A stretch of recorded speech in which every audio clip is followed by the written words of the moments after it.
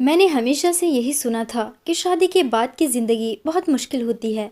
अक्सर लोगों का यही कहना होता है कि शादी के बाद बेटियां पराई हो जाती है और जब बेटी बहू बनकर ससुराल जाती है तो ससुराल में बहू को बेटी जैसा प्यार नहीं मिलता।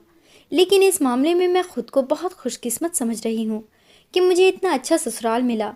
मेरे ससुराल में सिर्फ 3 ही लोग थे, मेरे ससुर, ननद और मेरे पति, और सभी बहुत अच्छे थे। मेरे ससुर का मिजाज बहुत ही सादा था। वो अक्सर कम ही बात करते थे और जब भी बोलते तो बहुत हल्की आवाज़ में बोलते थे और हमेशा अपनी नज़रें नीचे रखा करते थे।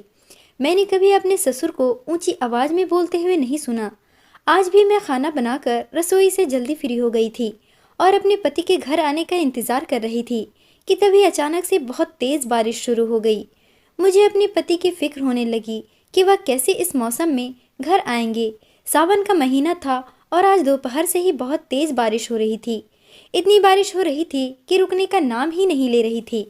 मुझे बादलों की गरज और बिजली के चमकने से हमेशा से ही बहुत डर लगता था। जब से मेरी शादी हुई उसके बाद से ये मेरी पहली बारिश थी और हमेशा मैं यही सोचती थी कि शादी के बाद की पहली बारिश मैं अपने पति के साथ एंजॉय करूंगी। लेकिन शाम होते ही मेरे पति ने फ़ोन किया कि मौसम बहुत ज़्यादा ख़राब है और बारिश की वजह से जगह जगह पानी भर गया है, इसलिए वो आज घर नहीं आएंगे और अपने ऑफिस में ही रुकेंगे कि जब बारिश रुक जाएगी तभी घर आ पाएंगे। मैं यह सुनकर बहुत घबरा गई थी और मैंने जल्दी से जाकर यह बात अपने ससुर जी को बता दी कि आज रजत घर ही नहीं आएंगे। मेरे ससुर ने कहा कि बहू तुम फिक्र मत करो, तुम जाकर अपने कमरे में सो जाओ, इसमें कोई टेंशन की बात नहीं है। अक्सर बारिश के मौसम में रजत ऑफिस में ही रुक जाता है। मैं ससुर को बताने के बाद अपने कमरे में वापस आ गई, लेकिन ये रात इतनी भयानक थी कि वक्त गुजर ही नहीं रहा था। कई घंटों से लगातार बारिश हो रही थी और बादलों की आवाज़, बिजली की गड़गड़ाहट से डर की वजह से मेरा दम निकल रहा था और मैं अपने बिस्तर पर लेटी हुई एक ही कोने पर सिमट रही थी। मेरे कमरे की खिड़की से चमकती हुई बिजली साफ नजर आ रही थी और अब मैं अकेली अपने कमरे में और नहीं रह सकती थी। इसलिए मैंने सोचा कि क्यों न मैं अपनी ननद शगुन के साथ उसके कमरे में सो जाऊं। मैं डरते डरते बड़ी मुश्किल से अपनी ननद के कमरे में जाने लगी। मेरा डर से बुरा हाल था। मेरी ननद का कमरा ग्राउंड फ्लोर पर था, मेरे ससुर जी के कमरे के बराबर में, और मेरा कमरा फर्स्ट फ्लोर पर था और इसी वजह से मुझे अंधेरे में नीचे जाते हुए डर लग रहा था क्योंकि मैं ऊपर फ्लोर पर बिल्कुल अकेली थी और बारिश की वजह से लाइट भी नहीं आ रही थी। मैं धीरे धीरे सीढ़ियों से नीचे उतरी और अपनी ननद के कमरे के दरवाजे तक पहुंची। दरवाज़ा शायद अंदर से बंद नहीं था, इसलिए मैंने जैसे ही दरवाज़ा खोला तो मुझे कमरे में हल्की हल्की रोशनी नजर आई। मैं बेधड़क होकर कमरे में चली गई और मेरे सामने जो मंजर था उसे देखकर तो मेरे होश ही उड़ गए। मुझे लगा कि शायद मुझे कोई गलत फहमी हो गई है, लेकिन जो मैंने आंखों से देखा वो गलत कैसे हो सकता है। सगुन सिसकियां लेकर रो रही थी और उसकी सिसकियां मुझे सुनाई दे रही थी और वो किसी तरह मेरे ससुर से अपने आप को बचाना चाहती थी। मैं ये सब देखकर सहम गई कि कोई पिता अपनी बेटी के साथ इस तरह गलत कैसे कर सकता है। इस वक्त मुझे मेरा ससुर एक वहशी दरिंदे की तरह लग रहा था जो मेरी ननद पर जुल्म कर रहा था। मेरी सास को गुजरे हुए बहुत ज़माना हो गया था और पता नहीं शगुन के ऊपर अत्याचार कब से हो रहा था। आज मुझे समझ आया कि शगुन का मिजाज ऐसा क्यों था। उसके गुमसुम रहने की वजह मुझे आज पता चल गई थी। मैं जान चुकी थी कि उसकी खोई हुई आंखों का राज क्या था। मेरा नाम मीरा है और आज से 4 महीने पहले इस घर में मेरी शादी हुई थी। रजत ने मुझे एक शादी में देखा था और उसने मुझे वहाँ पर ही पसंद कर लिया। इसके बाद उसने मेरा रिश्ता भेजा और मेरे घर वालों ने रजत के बारे में जांच पड़ताल की और उन्हें पता चला कि लड़के का परिवार छोटा है और लड़के का अपना एक कारोबार है और पास इलाके में खुद का घर है, तो उन्होंने शादी के लिए हाँ कर दी और हमारा रिश्ता तय हो गया। रिश्ता तय होने के बाद अक्सर हम एक दूसरे से फ़ोन पर बातें करते और एक दूसरे को समझने की कोशिश करते, क्योंकि आने वाली ज़िंदगी हम दोनों को एक दूसरे के साथ ही तो गुजारनी थी। 1 महीने के अंदर ही हम दोनों की शादी हो गई। शादी से पहले ही मैंने लोगों के मुंह से सुना था कि जब ननद होती है तो रिश्ते निभाने में बहुत मुश्किल होती है, क्योंकि वो अपने बाप और भाई की लाडली होती है। और मैं भी यही सोचकर अपने ससुराल आई थी कि शगुन की वजह से मुझे कुछ परेशानी का सामना करना पड़ेगा। लेकिन शगुन दूसरों की तरह बिल्कुल भी नहीं थी। उसका रख रखाव बहुत सादा था। वह हमेशा खामोश रहती थी और अपने काम से काम रखती और ज़्यादातर अपने कमरे में ही बंद पड़ी रहती थी। मैं जब भी उसे ज़बरदस्ती करके कमरे से बाहर निकाल देती थी तो वो काम में हाथ बटाकर अपने कमरे में फ़ौरन ही चली जाती थी। कभी कभार तो मुझे उसे खाने के लिए भी बार बार बुलाने जाना पड़ता था और वो खाना खाते ही अपने कमरे में ऐसे भागती थी जैसे उसके कमरे में कोई राज छुपा हुआ हो। मेरे ससुर जी उससे हमेशा यही कहा करते थे कि हर वक्त कमरे में अकेली ना रहा करो, थोड़ा बहुत बाहर निकलकर हमारे साथ भी बैठ जाया करो। लेकिन शगुन उनकी बातों का कोई जवाब नहीं देती थी और जब मैं उससे ज़्यादा जिद करती थी तो वह यह बात कहकर ख़त्म कर देती थी कि उसे पढ़ाई करनी है, तो मैं भी उससे कुछ नहीं कहती। और जब शाम को रजत ऑफिस से घर आते तो मैं उनसे यही कहती कि आपकी बहन शगुन तो खामोश ही रहती है। तो इस पर वो मुझसे कहते कि वह हमेशा ऐसी नहीं थी, माँ के गुजर जाने के बाद वो अकेली हो गई और हालात ने उसे ऐसा बना दिया। जब माँ जिंदा थी तो वो सबके साथ अच्छे से घुल मिल कर रहती थी, लेकिन अब वह बिल्कुल बदल गई है और बेहतर यही है कि तुम भी उससे कुछ ज़्यादा ना कहो। पिताजी उसका बहुत ख्याल रखते हैं, थोड़े वक्त में वह खुद ही संभल जाएगी। मैंने भी अब शगुन से बात करना छोड़ दिया कि अच्छा ही है कि वह घर के किसी मामले में नहीं पड़ती और मुझे उसकी तरफ से किसी भी तरह की कोई परेशानी नहीं है, वरना मेरे दोस्तों ने तो मुझे आज तक यही बताया था ननद अपनी भाभी का जीना दुश्वार कर देती हैं, उन्हें चैन से जीने नहीं देती कि वह दूसरे घर से आकर कैसे हमारे घर में राज कर सकती है। मैं शादी करके इस घर में यही सोच कर आई थी कि शगुन मेरा जीना दुश्वार कर देगी, क्योंकि मेरे ससुर उससे बहुत प्यार करते हैं, उसकी हर छोटी बड़ी ज़रूरत का ध्यान रखते हैं। अगर वो खाना खाने नहीं आती तो मेरे ससुर जी खाना लेकर उसके कमरे में ही जाते और उसे अपने हाथों से खाना खिलाते। वह ज़्यादातर उसके कमरे में ही रहा करते थे, लेकिन शगुन का रवैया उनके साथ बिल्कुल ही अलग था। वो हमेशा उनसे गुस्से में ही बात करती थी। अगर मेरे ससुर उसके लिए कोई चीज़ लेकर आते तो उसका रवैया उनके साथ ऐसा होता था कि जैसे वो उसके लिए कोई मायने ही नहीं रखते। मुझे हमेशा ही उसका रवैया बहुत अजीब सा लगता था, क्योंकि माँ के गुजरने के बाद तो बच्चों को पिता से दोगुनी मोहब्बत हो जाती है, लेकिन वो तो अपने पिता से बहुत दूर भागती थी। मेरे ससुर जितना उसका ख्याल रखते उतना ही मेरा भी ध्यान रखते थे। मुझे अपने ससुराल में किसी भी तरह की कोई परेशानी नहीं थी और मेरी शादीशुदा ज़िंदगी बहुत अच्छी गुजर रही थी, तो मैं शगुन के रवैये के बारे में ज़्यादा नहीं सोचती थी। शादी के बाद मैंने अपनी माँ को ये सब कुछ बताया तो सुनकर माँ को भी थोड़ा अजीब लगा, लेकिन उन्होंने मुझसे यही कहा कि भगवान का शुक्र कर कि तुझे इतना अच्छा ससुराल मिला है और अपने काम से काम रखा कर, ऐसा ना हो उसे छोड़कर अपने लिए मुसीबत मोल ले। मुझे अपनी माँ की बात बिल्कुल ठीक लगी। उस दिन के बाद से मैं कभी शगुन से खुद बात ही नहीं करती। मैं खाने के बाद जल्दी ही ऊपर अपने कमरे में चली आती और फिर सारी रात नीचे नहीं जाती। हम दोनों की एक अलग ही दुनिया थी। रजत और मैं एक दूसरे के लिए काफ़ी थे, इसलिए हमें अपने आसपास कुछ भी गलत होने का एहसास नहीं होता था। एक दिन मेरे ससुर बाहर से कुछ खाने के लिए लेकर आए और जैसे ही शगुन स्कूल से आई तो उसे अपने पास बैठाकर उसे खिलाने लगे। जब उन्होंने शगुन को खिलाना शुरू कर दिया तो शगुन ने बहुत गुस्से में झुंझलाकर खाने से मना कर दिया, तो वो ज़बरदस्ती अपने हाथों से उसे खिलाने लगे। मैं वहीं बैठे यह सब कुछ देख रही थी और देखकर मैं सोचने लगी कि शगुन कितने खुशनसीब है कि जिसे इतना प्यार करने वाला पिता मिले, लेकिन उसे कदर ही नहीं है। इसके बाद वो अचानक से उठकर बहुत तेज़ी से अपने कमरे में चली गई। मैंने बहुत हैरानी से उसे जाता देखा तो मेरे ससुर जी ने मेरी नज़रें भांप ली और कहने लगे कि मेरी बेटी मुझसे नाराज़ है, इसलिए वो इस तरह उठकर चली गई। लगता है कि अगर मैं वक्त पर उसकी माँ का सही से इलाज करवा देता तो आज उसकी माँ भी हमारे साथ यहाँ बैठी होती, लेकिन भगवान ने उसकी माँ की इतनी ही उम्र लिखी थी। मैंने इसकी माँ के इलाज के पीछे बहुत पैसा खर्च किया है और रात भागता रहा, लेकिन इसकी माँ की किस्मत में बस इतना सा ही जिंदगी था, तो खुद इसकी माँ के जाने के बाद से बहुत कमज़ोर हो गया है। लेकिन शगुन को यह बात कैसे समझाऊं? ससुर जी की आंखों में आंसू देखकर मेरा दिल डूब गया। उम्र के इस पड़ाव पर वह किस कदर परेशानियों का सामना कर रहे थे। पत्नी की जुदाई के साथ साथ वो बच्चों के दुख भी झेल रहे थे। मैंने बहुत प्यार से अपने ससुर जी से कहा कि पिताजी आप परेशान ना हो, वक्त के साथ साथ शगुन खुद ही समझ जाएगी, आप अपनी कोशिशें करते रहें। मेरी बात पर सर हिलाते हुए वह खाने की प्लेट लेकर शगुन के कमरे की तरफ चले गए और मैं मुस्कुरा कर देखती रही। शाम तक वह शगुन के साथ उसी के कमरे में थे। यहाँ तक कि मैंने खाना भी पका दिया और सफाई भी कर दी। पहले मैंने सोचा कि मैं भी शगुन के इस कमरे में जाकर उन दोनों के साथ बैठ जाऊं, लेकिन फिर मैंने सोचा उन दोनों बाप बेटी के बीच में भला मेरा क्या काम, और मैं अपने कमरे में वापस आ गई। हमारे घर में रोज का यही रूटीन था। मेरी ससुर जी शगुन के पीछे पीछे उसके नखरे उठाते फिरते और शगुन उन्हें और ज़्यादा नखरे दिखाती। कभी कभी तो मुझे शगुन से जलन महसूस होती। वह कितनी खुशनसीब है कि उसका बाप उसको हर चीज़ ला कर देता है और उसके हर नखरे को सर आंखों पर बिठाता है, जबकि मेरे घर में मेरे साथ ऐसा कुछ भी नहीं था।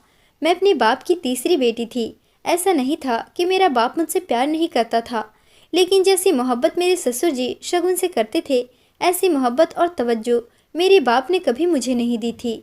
मेरे बाप तो हम बेटियों से काफ़ी दूर रहते थे और अगर कभी हमसे कोई बात करनी होती तो हमेशा माँ का सहारा लेते। लेकिन मुझे क्या खबर थी कि मेरे ससुर जी का शगुन के पीछे पीछे घूमने का असली मकसद क्या है। अगर बारिश इतनी तेज होती और बिजली कड़कने की आवाज़ से मेरी जान नहीं निकली होती तो शायद मैं सब कुछ जान ही नहीं पाती कि मेरे ससुर अपनी बेटी को अपनी ज़रूरत के लिए बर्बाद कर रहे हैं। मैं जैसे ही उस रात कमरे में दाखिल हुई तो यह देखकर मेरे रोंगटे खड़े हो गए कि मेरे ससुर शगुन को ज़बरदस्ती जकड़कर उसके साथ बहुत ही गंदी हरकत कर रहे थे। आसपास का उन्हें बिल्कुल भी होश ही नहीं था। यहाँ तक कि उन्हें मेरे आने की खबर नहीं हुई। मेरे ससुर जी पर बुरी तरह से शैतान सवार था और शगुन जो कि बिल्कुल नाजुक सी थी, अपने बाप के रहमो करम पर थी। उसकी सिसकियों से पूरा कमरा गूंज रहा था और वो अपने आप को छुड़ाने की कोशिश भी कर रही थी, लेकिन शायद उसके अंदर इतनी ताकत नहीं थी जो मेरे ससुर जी को हटा सके। न जाने कब से ये सब कुछ झेल रही थी। उसका चुपचाप रहना और अपने बाप से चेतना, खुद को कमरे में बंद रखना, उसकी हर एक आदत के पीछे जो वजह छुपी हुई थी, मुझे आज वो समझ आ रही थी। जैसे ही मेरे ससुर जी को मेरे वहाँ होने का एहसास हुआ, वो शगुन को छोड़कर पलटे और मुझे खड़ा देखकर शॉक्ड रह गए। शायद उनके दिमाग में भी यह बात नहीं होगी कि रात के इस टाइम में यहाँ पर आ सकती हूँ। उनको लगा होगा कि मैं अपने कमरे में ही होंगी। मुझे देखकर उनके चेहरे के रंग बदल गया और वो घबरा गए। हकलाते हुए मुझसे पूछने लगे कि बहू, तुम यहाँ क्या कर रही हो? तुमको क्या चाहिए? मैंने आगे बढ़कर शगुन का हाथ पकड़ा, उसे अपने पीछे छुपा लिया। वह बुरी तरह से कांप रही थी। मैंने कहा कि बेहतर यही है कि आप अभी और इसी वक्त यहाँ से निकल जाएं। आप जैसे बाप को तो मैं चौराहों पर सूली पर लटका देना चाहती हूँ, ताकि आइंदा कोई ऐसी दरिंदगी का निशाना ना बने। यह सुनते ही मेरे ससुर जी एकदम से गुस्से में आ गए और कहने लगे कि ज़्यादा बकवास करने की ज़रूरत नहीं है। शगुन ने मेरे खिलाफ तुम्हारे कान भर दिए हैं, तभी तो मुझसे ऐसी बातें कर रही हो। मैं उनकी इस बात पर हैरान हो गई, क्योंकि कैसा भेड़ आदमी था। मैंने सब कुछ अपनी आंखों से देखा था और उसके बाद भी झुठला रहा है। मैंने गुस्से में कहा कि आप कैसे बगैरत इंसान हैं। इतना बड़ा पाप करने के बाद भी आपको जरा भी शर्म और पछतावा नहीं है। मैं आपसे आखिरी बार कह रही हूँ, अगर आप अभी और इसी वक्त यहाँ से नहीं गए तो मैं पुलिस को फ़ोन करके यहाँ बुला लूँगी। मेरी जरा सी धमकी से डर कर कमरे से बाहर चले गए और मैंने जल्दी से कमरे का दरवाज़ा बंद कर लिया। शगुन की हालात बहुत ख़राब थी और डर तो मुझे भी बहुत लग रहा था, लेकिन ना जाने मेरे अंदर इतनी हिम्मत कहाँ से आ गई कि आगे बढ़कर मैंने उनसे गले लगा लिया। ऐसा कहते ही वह फूट फूट कर रोने लगी। ना जाने कितने समय का भ्रम था जो उसके दिल में छुपा हुआ था, इसलिए मैंने उसे छुपाया नहीं बल्कि रोने दिया। रो रोकर उसका दुख कुछ कम हुआ तो उसने मुझे खुद ही बताना शुरू किया कि वह 11 साल की थी जब उसकी माँ की शादी मेरे ससुर से हुई। शगुन की यह बात सुनकर मुझे बड़ी हैरत हुई और मैंने उसे बीच में रोकते हुए पूछा कि क्या तुम मेरे ससुर की सगी बेटी नहीं हो? जिस पर शगुन ने नहीं में सर हिला दिया और कहने लगी कि मेरे सगे बाप ने तो मेरी माँ को कुछ ही सालों के अंदर तलाक दे दी थी और शगुन को भी उसकी माँ के हवाले कर दिया था, जबकि माँ शगुन को नहीं लेना चाहती थी। शगुन ने बताया कि इसकी माँ का यह मानना था कि शगुन की मौजूदगी में दूसरी शादी नहीं कर सकती और उसे शगुन की खातिर सारी ज़िंदगी अपने आप को एक बूढ़ी औरत बनाकर रखना होगा, जिसकी ना कोई उमंगें होंगी और ना ही उसका कोई दूसरा सहारा होगा। लेकिन अचानक ही शगुन की माँ ने रजत के पिताजी से शादी कर ली। शगुन की माँ के साथ शगुन कभी बहुत ख्याल रखते थे। शगुन की माँ बहुत खुश थी कि उसे इतना अच्छा पति मिल गया है जो उसका तो क्या उसकी सौतेली बेटी तक का ख्याल रखता है। लेकिन वह नहीं जानती थी कि उसके पिता की नीयत में खोट है। शगुन ने बताया कि जब उसकी माँ जिंदा थी, उसके पिताजी उसके साथ बहुत अजीब हरकतें करते थे। शगुन की उम्र तब 12 साल थी और वो अपनी जवानी की दहलीज पर कदम रख रही थी। उसे सही गलत का अंदाजा होने लगा था। वो समझ रही थी कि उसका सौतेला बाप उससे क्या चाहता है और किस तरह से उसे देखता है और उसके साथ किस तरह की हरकतें करता है, उसे कहाँ कहाँ छूता है और क्या करने की कोशिश कर रहा है। लेकिन वो अपनी माँ की वजह से खामोश थी। वह नहीं चाहती थी कि इस बार अपनी माँ की तलाक का कारण वह खुद बने। शगुन सिसकियाँ भरते हुए बता रही थी कि रजत के पिता यानी मेरे ससुर जी उसकी माँ की मौजूदगी में ही उसे ज़बरदस्ती कमरे में सोने पर मजबूर करते थे और जब उसकी माँ गहरी नींद में होती तो वो शगुन को परेशान करने लगते। कुछ वक्त में ऐसे ही सब कुछ बर्दाश्त करती रही, लेकिन फिर एक दिन उसने अपनी माँ से इस बारे में बात की तो उसकी माँ ने उस पर भरोसा करने के बजाय उसके मुंह पर थप्पड़ मार दिया और कहने लगी कि तुम्हें शर्म नहीं आती, अपने बाप के बारे में कैसी बातें कर रही हो। वो तो हर वक्त तुम्हारा कितना ख्याल रखते हैं और तुम ऐसे अच्छे इंसान पर ये किस तरह के झूठे इल्ज़ाम लगा रही हो। मेरी सगी माँ ने मुझ पर भरोसा नहीं किया तो मैं किसी और से क्या शिकवा गिला करती। दिन ऐसे ही गुजरते गए और दिन गुजरने के साथ साथ मेरा यह सौतेला बाप और ज़्यादा शेर होता जा रहा था। जैसे जैसे मैं जवान हो रही थी उसकी नीयत और ज़्यादा ख़राब होने लगी थी।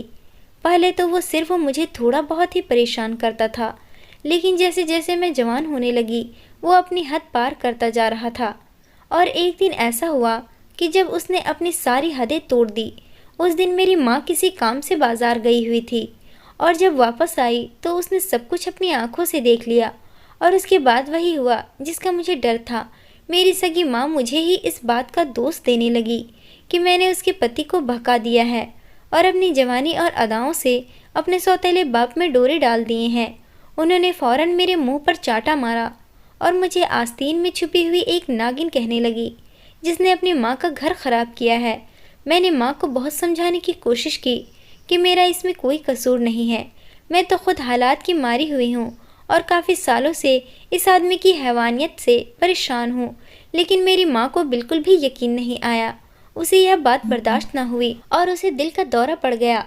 कुछ दिन अस्पताल में रहने के बाद जिंदगी की बाजी हार गई और मौत को गले लगा लिया। लेकिन जाने से पहले उसे इस बात का एहसास हो गया था कि कसूरवार मैं नहीं बल्कि उसका खुद का पति है।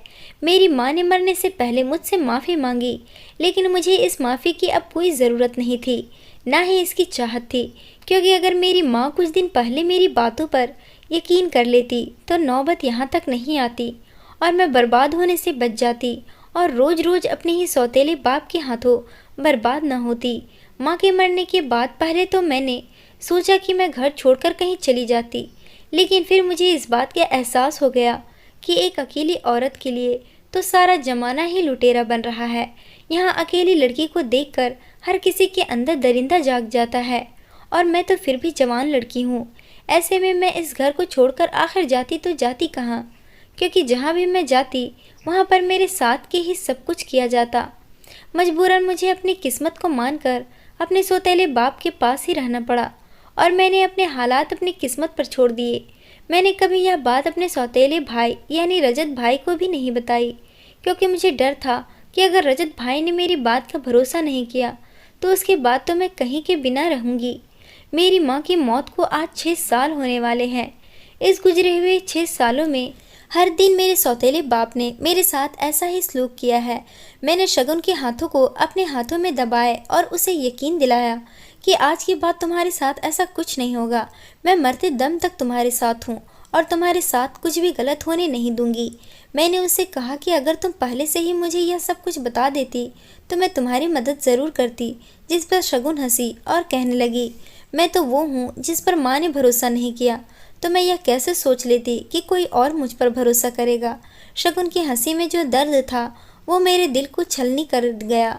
बारिश अभी तक थमने का नाम ही नहीं ले रही थी और सुबह की पहली किरण भी अब निकलने लगी थी। आखिरकार कुछ ही देर में बारिश का जोर टूटा और धीरे धीरे दिन निकलने लगा। मैंने वो रात शगुन के साथ उसके कमरे के अंदर ही गुजारी। सुबह के बाद जैसे ही रजत घर आए तो मैंने हिम्मत करके उनके सामने सारी सच्चाई रख दी। रजत का इस बात को मानना बहुत मुश्किल ज़रूर था, लेकिन नामुमकिन नहीं था। वो भी शगुन के बचपन के रवैये को बहुत ज़्यादा महसूस करते थे, लेकिन उन्हें इस बात का बिल्कुल भी नहीं पता था कि इसके पीछे उनके खुद के बाप का इतना बुरा सलूक होगा। रजत गुस्से में अपने पिता के कमरे में गए। वो बिस्तर पर लेटे थे। रजत ने उन्हें आवाज़ दी, लेकिन उनके जिस्म में कोई भी हरकत न हुई, न आगे बढ़कर उन्हें हिलाया तो उनकी गर्दन एक तरफ झुक गई। रजत ने फौरन डॉक्टर को बुलाया तो पता चला कि रजत के पिता का देहांत हो चुका है। रजत के पिता जान गए थे कि अब उनका सच बेटे के सामने आने वाला है, और वो इतनी गंदी हरकत करने के बाद अपने बेटे का सामना करने को तैयार नहीं थे और शायद इसी बात को बर्दाश्त न कर सके, और उन्हें दिल का दौरा पड़ गया, जिस वजह से उनकी मौत हो गई। उनकी मौत ने शगुन को हर दिन मरने से तो बचा लिया था, लेकिन उन दिनों और सालों का क्या जो उसने उस बदतमीज़ और बेहया आदमी की दरिंदगी बर्दाश्त करते हुए गुजारे। दोस्तों, तलाक पति पत्नी के दरमियान होती है, लेकिन उनके बच्चे सारी ज़िंदगी के लिए बर्बाद होकर रह जाते हैं। हमारे समाज में ना जाने कितनी लड़कियां शगुन के जैसी होंगी जो अपने सौतेले बाप के जुल्म सितम का शिकार है। पति पत्नी को एक दूसरे को छोड़ने से पहले अपने मासूम बच्चों पर नज़र डालनी चाहिए और सोचना चाहिए कि अगर हमने डिवोर्स ली तो इन बच्चों का क्या होगा। आखिर अपने लड़ाई झगड़े का बोझ हम अपने बच्चों पर क्यों डालें, ताकि कोई बच्चे किसी दूसरे के हाथों का खिलौना न बन सके। और अगर कोई अपने आसपास किसी ऐसे आदमी से कोई भी उल्टा सीधा रवैया देखें तो उसे नज़रअंदाज ना करें, बल्कि उसके पीछे की सच्चाई को जानने की कोशिश करें। हो सकता है कि आपकी एक कोशिश से किसी मासूम की ज़िंदगी बच जाए। दोस्तों, उम्मीद करती हूँ आपको हमारी कहानी पसंद आई होगी। कहानी पसंद आई है तो वीडियो को लाइक करें, चैनल पर नए हैं तो चैनल को सब्सक्राइब करें और नोटिफिकेशन बेल को ज़रूर दबाएं ताकि अगली अपडेट सबसे पहले आपको मिले।